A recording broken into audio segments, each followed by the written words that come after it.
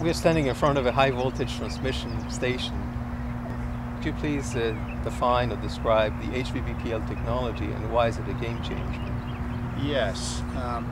Currently, the communications capability that exists between substations is rather minimal.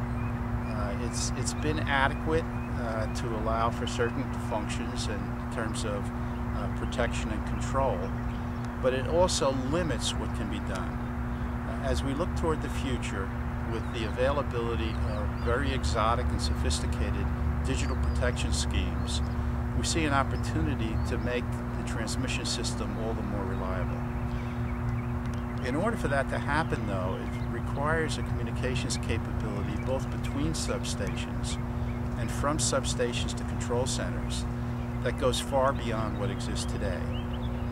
And the only way that that is being implemented today, to a large extent, is through the installation of fiber optics.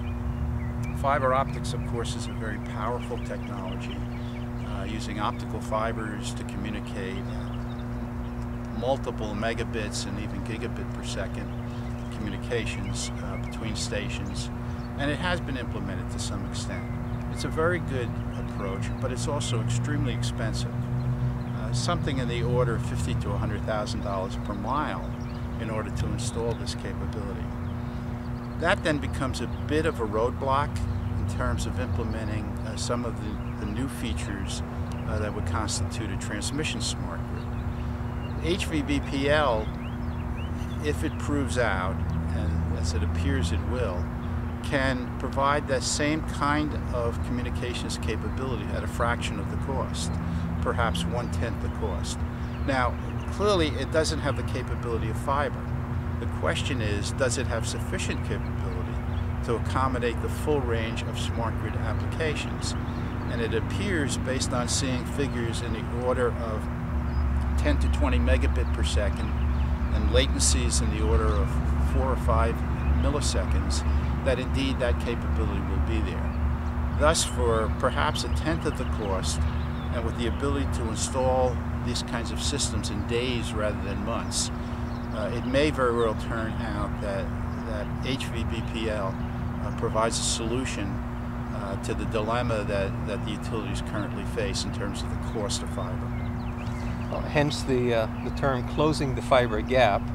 Can you describe perhaps the method of power line communications, how broadband over power line, or HVBPL as we call it, high voltage broadband over power line, how that operates? Sure. Well, if you think about a communication system, basically you need a medium that connects 2 points.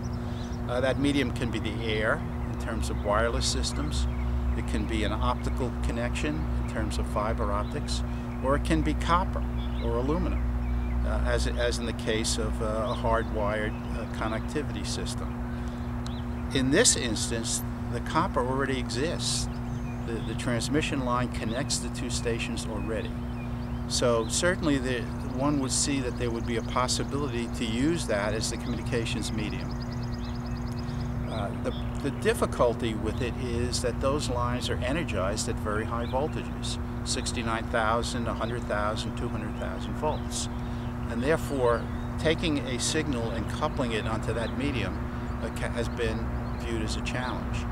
With some of the work that Amperion has done with some of the host utilities who've been involved, it's been demonstrated that that is possible.